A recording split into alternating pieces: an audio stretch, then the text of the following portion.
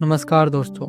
क्या होगा अगर मैं आपसे कहूँ आपके शरीर को ठीक करने की सबसे बड़ी ताकत किसी डॉक्टर, दवाई या ऑपरेशन में नहीं बल्कि आपके अपने दिमाग में छुपी हुई है। जी हाँ, यह सुनने में किसी साइंस फिक्शन फिल्म जैसा लगता है, लेकिन हकीकत में यह विज्ञान का सबसे चौंकाने वाला रहस्यों में से एक है। आज हम जिस किताब की बात करने जा रहे हैं उसका नाम है यू आर द प्लेसबो, लिखी है डॉक्टर जोई डिस्पेंजा ने। यह किताब एक ऐसा तर्क रखती है जो आपके स्वास्थ्य, आपकी सोच और आपकी ज़िंदगी को देखने का नज़रिया हमेशा के लिए बदल सकती है। किताब का केंद्रीय विचार बेहद सरल है लेकिन गहरा है। अगर प्लेसबो इफेक्ट यानी एक नकली गोली भी सिर्फ आपके विश्वास की वजह से असर कर सकती है, तो क्यों न हम उसी विश्वास और मानसिक शक्ति का इस्तेमाल जानबूझकर करें अपनी बीमारियों को ठीक करने, आदतों बदलने और जीवन को बेहतर बनाने के लिए। डॉक्टर जोई डिस्पेंजा सिर्फ प्रेरक बातें नहीं करते, बल्कि वे मेडिकल रिसर्च, न्यूरोसाइंस और सैकड़ों असली कहानियों में के जरिए बताते हैं कि हमारी सोच और भावनाएं हमारे शरीर को बायोलॉजी के सीधे सीधे बदल सकती है। वे उदाहरण देते हैं कि कैसे लोग बिना किसी असली दवा के सिर्फ विश्वास और मानसिक अभ्यास के जरिए गंभीर बीमारियों से उबर सकते हैं। लेकिन सवाल यह है, क्या यह सिर्फ सहयोग है या फिर हम सच में अपने शरीर को अंदर से रिप्रोग्राम कर सकते हैं? क्या यह विज्ञान है या सिर्फ एक आत्म प्रेरणा का खेल? और सबसे अहम, अगर यह सच है तो हम इसे अपने जीवन में कैसे लागू करें? इस वीडियो में इस किताब के उन रहस्यों को खोलेंगे जो आपको सिखाएंगे, एक, कैसे आपका दिमाग आपके शरीर के केमिकल संदेशों को बाहर बदल सकता है। 2, कैसे आभार, ध्यान और मानसिक अनुकरण, मेंटल रिहर्सल, आपके स्वास्थ्य को नई दिशा दे सकती है। 3, और कैसे आप अपने पुराने नकारात्मक विश्वासों की जगह सशक्त धारणाएं स्थापित कर पाते हो। दोस्तों, यू आर द प्लेसबो सिर्फ एक किताब नहीं, यह एक निमंत्रण है, एक निमंत्रण अपने भीतर छुपी हुई शक्ति को खोजने का, जो शायद अब तक सोई हुई थी। यह आपको यह समझने में मदद करेगी कि आप अपने जीवन के सिर्फ दर्शक नहीं बल्कि निर्माता भी है। तो बने रहिए मेरे साथ, क्योंकि अगले कुछ ही मिनटों में हम साथ मिलकर समझेंगे क्यों डॉक्टर जोई डिस्पेंजा कहते हैं आप ही अपने लिए सबसे बड़ी दवा है, और कैसे यह सोच आपकी सेहत और ज़िंदगी दोनों को पूरी तरह से बदल सकती है। पुस्तक 2 भागों में विभाजित है, एक वैज्ञानिक और सैद्धांतिक आधार, 2 व्यवहारात्मक गाइड। तो चलिए हम स्टार्ट करते हैं भाग 1 से। चैप्टर 1, प्लेसबो और नोसेबो प्रभाव। डॉक्टर जोई डिस्पेंजा अपनी किताब की शुरुआत में प्लेसबो इफेक्ट को समझाते हैं। प्लेसबो का मतलब है ऐसी नकली दवा या उपचार जिसे कोई वास्तविक औषधीय तत्व नहीं होता, लेकिन फिर भी मरीज में स्वास्थ्य के सुधार हो जाते हैं। यह चमत्कार केवल इसलिए होता है क्योंकि मरीज को यह विश्वास होता है कि असली इलाज ले रहा है। उदाहरण के लिए, एक मरीज को चीनी की गोली दे दी जाती है और बताया जाता है कि यह नई और असरदार दवा है। वह मान लेता है कि यह उसे ठीक कर देगी। कुछ समय में उसकी तकलीफ सचमुच कम हो जाती है। यह असली हीरो है विश्वास।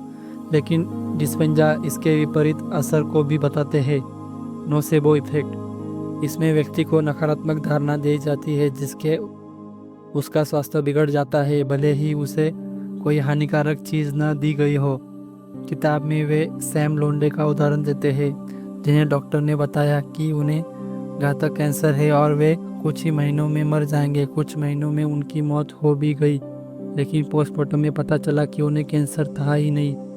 वे बीमारी नहीं बल्कि विश्वास से मरे थे। यही नोसेबो की असली ताकत है। डिस्पेंजा कहते हैं कि दोनों प्रभाव साबित करते हैं हमारी मानसिक धारणा हमारे शरीर और जैविक रासायनिक प्रतिक्रिया को बदल सकती है। जब हम किसी उपचार में विश्वास करते हैं तो हमारा दिमाग सकारात्मक हार्मोन और न्यूरोकेमिकल छोड़ता है, जिससे शरीर में सुधार होता है। और जब डर का या नकारात्मक में विश्वास करते हैं तो दिमाग तनाव हार्मोन्स बनता है, जिससे बीमारी और बढ़ जाती है। वे यह भी बताते हैं कि इतिहास में कई बार प्लेसिबो प्रभाव का उपयोग बड़े पैमाने पर हुआ है, जैसे युद्ध के समय जब असली दवाएं खत्म हो जाती है तो डॉक्टर नमक के पानी के इंजेक्शन देकर घायलों का इलाज करते थे और लोगों बेहतर करते थे। निष्कर्ष यह कि अगर नकली दवा सिर्फ विश्वास के असर कर सकती है तो सोचिए अगर हम इस विश्वास को जानबूझकर और सचेत रूप से इस्तेमाल करें तो हम अपने शरीर स्वास्थ्य को कितने बड़े बदलाव ला सकते हैं। चैप्टर 2 मन और शरीर की बातचीत, ऊर्जा, प्रभाव एवं धारणा। डॉक्टर जो डिस्पेंजा का मानना है कि मन और शरीर के बीच संवाद हर पल चल रहा है। आपके विचार, भावनाएं और मान्यताएं सीधे आपके शरीर को संदेश भेजती है। यह संवाद रसायनों, हार्मोन्स या तांत्रिका तंत्र के माध्यम से होता है। वे कहते हैं आपकी सोच ही आपकी वास्तविकता है। अगर आपका मन लगातार तनाव, डर और चिंता में फंसा रहता है तो यह नकारात्मक संदेश शरीर को भेजता है। इसका परिणाम होता है कि वह बढ़ा हुआ कोलेस्ट्रॉल स्तर, कमजोर प्रतिरक्षा प्रणाली, पाचन में गड़बड़ी और कई बार तरह की बीमारियां। दूसरी ओर अगर आप आभार, प्रेम, आशा और उत्साह जैसी भावनाओं पर ध्यान केंद्रित करते हैं तो आपका दिमाग ऑक्सीटोसिन, डोपामिन और एंडोर्फिन जैसे सकारात्मक हार्मोन छोड़ता है। ये हमारे शरीर को हीलिंग मोड में डाल देता है, सूजन कम करते हैं, इम्यून सिस्टम को बहुत मजबूत करते हैं और ऊर्जा स्तर बढ़ाते हैं। डिस्पेंजा बताते हैं कि कई लोग अपने जीवन का अधिकांश समय अतीत की नकारात्मक घटनाओं को याद करने या भविष्य की चिंताओं में बिताते हैं। इसका असर यह होता है कि उनका शरीर सर्वाइवल मोड में फंसा रहता है, जैसे कोई जंगली जानवर शिकार से भाग रहा हो। यह मोड अल्प समय के लिए ही उपयोगी है, लेकिन लंबे समय तक यह शरीर को थका देता है और रोगों का कारण बन जाता है। वे यह भी कहते हैं कि शरीर आपके विचारों का गुलाम बन सकता है। अगर आप रोजाना एक ही तरह सोचते हैं तो शरीर उसी के हिसाब से रासायनिक पैटर्न बनाता है और धीरे धीरे वह अपनी नई सामान्य स्थिति बना लेता है। इसलिए अगर आप चाहते हैं कि आपका शरीर स्वस्थ और ऊर्जावान रहे तो आपको अपने विचारों और भावनाओं को बदलना होगा। यह बदलाव सिर्फ प्रेरणादायक बातों सुनकर नहीं आता बल्कि अभ्यास से आता है, जैसे ध्यान, आभार डायरी लिखना और मानसिक अनुकरण। 3. एपिजेनेटिक्स, विचारों से जीन अभिव्यक्ति का परिवर्तन। एपिजेनेटिक्स एक विज्ञान है जो बताता है कि हमारे जीन स्थायी नहीं है। वे हमारे अनुभव, वातावरण और सोचने के तरीके के अनुसार ऑन या निष्क्रिय हो सकते हैं। डिस्पेंजा कहते हैं कि अक्सर लोग यह मान लेते हैं कि अगर परिवार में किसी को कोई बीमारी रही है तो वह भी उसी का शिकार होगा, लेकिन एपिजेनेटिक्स बताता है कि यह पूरी तरह से सच नहीं है। जीन में सिर्फ संभावनाएं होती है, उन्हें चालू या बंद करना आपकी जीवनशैली, आहार, भावनात्मक स्थिति और मानसिक दृष्टिकोण पर निर्भर करता है। वे कहते हैं आपका भाग्य आपके डीएनए में नहीं बल्कि आपके दिमाग में लिखा हुआ है।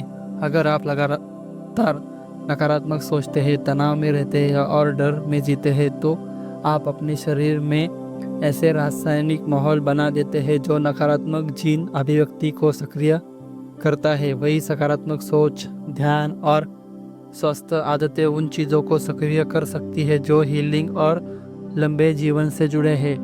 डिस्पेंजा उदाहरण देते हैं कि कैसे लोग अपनी पुरानी आदतों को छोड़कर नई सोच और जीवनशैली अपनाकर गंभीर बीमारियों से बाहर आए हैं। वे इसे अपने सेल्फ को नया बनाना कहते हैं, यानी अपने दिमाग और शरीर को नए अनुभव और सकारात्मक भावनाओं से प्रोग्राम करना। उनके अनुसार जब आप नई चीज़ें सीखते हैं, अपने सोचने के पैटर्न बदलते हैं और भावनाओं को नियंत्रित करते हैं तो आपके दिमाग में नए न्यूरल कनेक्शन बनते हैं और जीन अलग ढंग से काम करने लगते हैं। 4. पुरानी धारणाओं से ऊपर उठना। हम सभी के जीवन में ऐसे विश्वास, बिलीफ्स होते हैं जो हमारे अनुभव, परवरिश और समाज से बने हैं। इनमें से कुछ हमें आगे बढ़ाते हैं जबकि कुछ हमें रोकते हैं। डिस्पेंजा कहते हैं कि जब कोई नकारात्मक अनुभव होता है तो हम सिर्फ यह उसे याद नहीं रखते बल्कि उसके साथ जुड़ी भावनाएं भी बार बार जीते हैं। समय के साथ यह एक मानसिक और न्यूरोलॉजिकल पैटर्न बन जाता है, इसे तोड़ना मुश्किल हो जाता है। उदाहरण के लिए, अगर किसी ने बचपन में यह मान लिया है कि मैं पर्याप्त अच्छा नहीं हूँ, तो वह भावना और सोच उसके फैसले में असर डालती है, चाहे वह करियर हो, रिश्ते हो या स्वास्थ्य हो। डिस्पेंजा बताते हैं कि इस पैटर्न को तोड़ने के लिए आपको इरादतन अभ्यास करना होगा, जैसे ध्यान, मानसिक अनुकरण और नए अनुभव लेना। जब आप बार बार नई सोच और भावनाएं पैदा करते हैं तो पुराना न्यूरल नेटवर्क कमज़ोर होने लगता है और नया मजबूत होने लगता है। वे इसे खुद को फिर से प्रोग्राम करना कहते हैं। इसका मतलब है अतीत की परिभाषा से बाहर निकलकर अपनी नई पहचान बनाना। 5. क्वांटम मॉडल, अवलोकन के माध्यम से वास्तविकता बदलना। क्वांटम भौतिक के एक सिद्धांत में ऑब्जर्वर इफेक्ट, इसका मतलब है कि किसी कण की स्थिति तब बदल जाती है जब कोई उसे देखता है।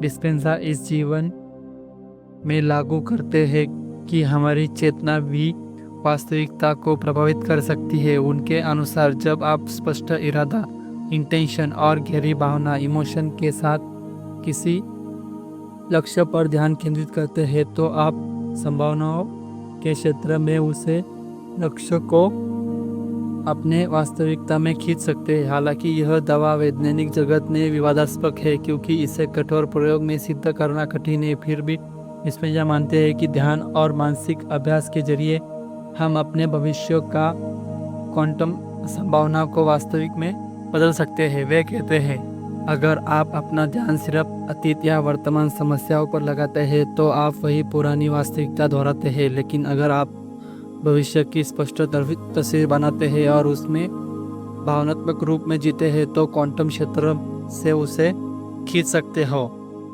भाग 2, चैप्टर 1, मानसिक अनुकरण, मेंटल रिहर्सल।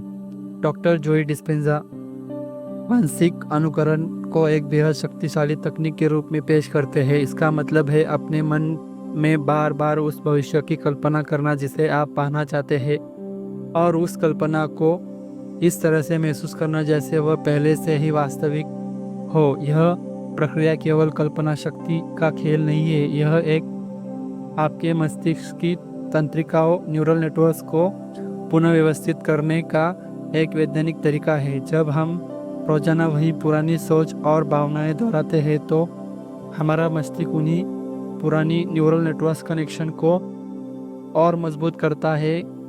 परिणाम स्वरूप हम बार बार वही परिणाम अनुभव करते हैं, चाहे वो बीमारी हो, तनाव हो या नकारात्मक पैटर्न। लेकिन जब हम नए भविष्य की मानसिक छवि बनाना शुरू करते हैं और उसे भावनात्मक रूप से जीते हैं तो मानसिक नए न्यूरल कनेक्शन होते हैं। उदाहरण के लिए, मान लीजिए कि आप अपने स्वास्थ्य में सुधार चाहते हैं तो आप कल्पना करेंगे कि आप स्वस्थ, ऊर्जावान और प्रसन्न हैं, और इस दौरान आप अपने चेहरे पर मुस्कान, शरीर में ऊर्जा और मन में हल्कापन वास्तव में महसूस करेंगे। यह प्रक्रिया मस्तिष्क को यह संदेश देती है कि यह भविष्य वास्तव में हो चुका है। डिस्पेंजा का कहना है, जब आप इस अभ्यास को रोज दोहराते हैं तो आपका शरीर और मन पुराने बीमारी के पैटर्न्स को छोड़कर नए स्वास्थ्य के पैटर्न को अपनाने लगता है। इसलिए वे कहते हैं, your personality creates your personal reality. संक्षेप में, मानसिक अनुकरण सिर्फ कल्पना नहीं बल्कि एक जैविक बदलाव की प्रक्रिया है जहाँ विचार और भावना मिलकर अपने भविष्य को आकार देते हैं। 2. आभार, ग्रेटिट्यूड की शक्ति। डॉक्टर जो डिस्पेंजा का आभार को the ultimate state of receivership यानी प्राप्ति का सर्वोच्च अवस्था कहते हैं। उनका कहना है कि जब आप किसी चीज़ के लिए आभार महसूस करते हैं तो आपका मस्तिष्क और शरीर यह मान लेते हैं कि वह चीज़ पहले से ही मिल चुकी है। आभार का यह भाव आपके शरीर में कई सकारात्मक रासायनिक परिवर्तन करता है। यह तनाव हार्मोन, कोलेस्ट्रॉल को कम करता है और डोपामिन और सेरोटोनिन जैसे फील गुड न्यूरोसेंट्रीमीटर को बढ़ाता है। नतीजतन आपका शरीर उपचार के लिए अनुकूल स्थिति में जाता है। उदाहरण के लिए, यदि आप किसी पुराने दर्द या बीमारी से जूझ रहे हैं तो आप अपनी साधना के दौरान यह महसूस करेंगे कि आप पहले से ही पूरी तरह से स्वस्थ हैं और उस स्वस्थ के लिए गहराई से आभारी है। इस दौरान आप यह नहीं सोचते कि कब ठीक होगा, बल्कि यह महसूस करते हैं कि मैं पहले से ही ठीक हूँ।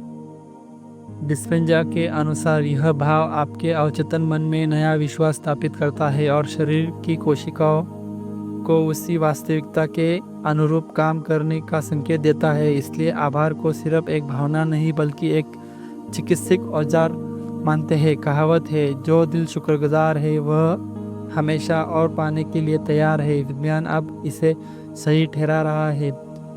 चैप्टर 3, ध्यान की उचित समयान्विधिया और प्रक्रिया। डॉक्टर जो ध्यान के लिए 2 समय को सबसे उपयुक्त बनाते हैं, सुबह जागते के तुरंत बाद और रात को सोने से पहले। इन दोनों समस्याओं में हमारा मस्तिष्क थीटा वेव्स की अवस्था में होता है, जो अवचेतन मन के दरवाजे खोलती है। सुबह का समय इसलिए शक्तिशाली है क्योंकि नींद के बाद हमारा मन अभी पुरानी पहचान में पूरी तरह से सक्रिय नहीं होता। इसलिए इसी तरह सोने से पहले का समय भी प्रभावी है क्योंकि इस समय हमारा चेतन मन शांत होता है और अवचेतन मन सीधा पहुंचना आसान होता है। ध्यान के दौरान डिस्पेंसर सुझाव देते हैं कि आपको कुछ समय के लिए अपनी परिचित पहचान, नाम, उम्र, काम, समस्याएं सब भूलने की कोशिश करनी चाहिए। इसी तरह आपको अपने शरीर और आसपास के वातावरण से भी मानसिक रूप से दूरी बनानी चाहिए। इसका उद्देश्य है कि आपको no body no thinking no time की अवस्था में ले जाना, जहां आप केवल शुद्ध चेतना के रूप में महसूस करेंगे। जब आप इस स्थिति में पहुंचते हैं तो आप क्वांटम फील्ड्स के संपर्क में आते हैं, एक ऐसा ऊर्जा क्षेत्र जहां अनंत संभावनाएं मौजूद है। यही से आप अपनी इच्छाओं और इरादों को बीज की तरह बो सकते हैं और जो समय के साथ भौतिक वास्तविकता में बदल सकते हैं। 4, निर्देश ध्यान, गाइडेड मेडिटेशन। पुस्तक के अंत में डॉक्टर डिस्पेंजा एक विस्तृत गाइडेड मेडिटेशन तकनीक देते हैं जो आपको चरणबद्ध तरीके से चेतना को शरीर से अलग करने में मदद करती है। इस ध्यान में आपको पहले श्वास और जागरूकता का प्रयोग कर अपनी ऊर्जा को वर्तमान क्षण में लाना होता है। इसके बाद वे आपको स्पेस बियॉन्ड योर बॉडी यानी शरीर से परे के स्थान की कल्पना करने के लिए कहते हैं। यह आपको भौतिक समस्याओं से बाहर निकालकर उसे खुले आयाम में ले जाते हैं जहां पहचान, समय और स्थान की कोई बाध्यता नहीं होती है। इस अवस्था में आप अपने नए इरादे, इंटेंशन को स्थापित करते हैं, जैसे मैं पूर्ण रूप से स्वस्थ हूँ, मैं शांत और आत्मविश्वासी हूँ आदि। यहाँ महत्वपूर्ण यह है कि आपको इसे सिर्फ सोचना नहीं बल्कि पूरे भाव से महसूस करना है, जैसे यह पहले से ही हो चुका है। डिस्पेंजा कहते हैं कि जब आप इस तरह गहरे ध्यान में अपने इरादे को क्वांटम फील्ड्स में डालते हैं तो वह ऊर्जा रूप में तुरंत अस्तित्व में आता है और समय के साथ भौतिक रूप लेता है। यह प्रक्रिया विज्ञान और आध्यात्मिक के संगम पर खड़ी है, जहाँ मन, शरीर और ब्रह्मांड एक हो जाते हैं। तो दोस्तों, आज आपने जाना कि हमारी सोच सिर्फ विचार नहीं है, वो हमारी असली हकीकत बनाने की ताकत रखती है। कैसे हमारा विश्वास, हमारा इरादा और हमारी भावनाएं हमारे शरीर के हर कोशिकाओं तक एक संदेश भेजती है और कैसे वही संदेश हमारी सेहत, हमारी ऊर्जा और हमारी भविष्य को आकार देती है। आपने देखा कि डॉक्टर जो हमें सिखाते हैं कि हम सिर्फ परिस्थितियों के शिकार नहीं है बल्कि हम अपनी कहानी के लेखक है। कैसे मस्तिष्क के नए न्यूरल नेटवर्क बनाकर हम अपने पुराने दर्द और बीमारियां से मुक्त हो जाते हैं। कैसे ध्यान और विजुअलाइजेशन के जरिए हम अपने शरीर को यह विश्वास दिला सकते हैं कि हम पहले से ही स्वस्थ हैं, पूर्ण और ऊर्जा से भरे हुए हैं। तो दोस्तों, you are the place book कोई साधारण किताब नहीं, यह एक खिड़की है जो हमें दिखाती है कि हमारे भीतर छिपी शक्ति कितनी अद्भुत और असीमित है। यह हमें याद दिलाती है कि असली दवा सिर्फ बाहर नहीं, हमारे अंदर भी मौजूद है, हमारे विचारों और भावनाओं के रूप में। अगर इस वीडियो ने आपको अपने भीतर की शक्ति को महसूस करने के लिए प्रेरित दी हो, अगर किसी एक विचार ने भी आपको डर की आशा में बदल दिया हो, तो इस वीडियो को लाइक कीजिए, इसे उन लोगों के साथ शेयर कीजिए जो मानते हैं कि उनकी हालात सिर्फ डॉक्टर या दवा बदल सकती है, ताकि वो जान सके कि सबसे बड़ी दवा उनकी अपना विश्वास है। और हाँ, अगर आप चाहते हैं कि हर दिन आपको ऐसी गहरी, सशक्त और ज़िंदगी बदलने वाली किताबों की समरी मिले तो चैनल को सब्सक्राइब करना ना भूलें। कमेंट करके बताइए आज की इस समरी से आपने कौन सा मानसिक अभ्यास अपनाने का निर्णय लिया। क्या आप रोज़ अपने स्वस्थ शरीर की कल्पना करेंगे, या अपने डर को सकारात्मक भावनाओं से बदलेंगे, या फिर ध्यान में बैठकर अपने भविष्य को महसूस करेंगे जैसे वो पहले से ही सच हो चुका है। याद रखिए, आप सिर्फ अपने शरीर के यात्री नहीं, उसके कप्तान भी है। और जब आप अपने विश्वास को बदलते हैं तो आपका पूरा जीवन बदलने लगता है। धन्यवाद। अब अपने भीतर उतरिए, अपने विश्वासों को नया आकार दीजिए और खुद को अपनी सबसे बड़ी दवा बनाइए। धन्यवाद। मिलते हैं अगली समरी में।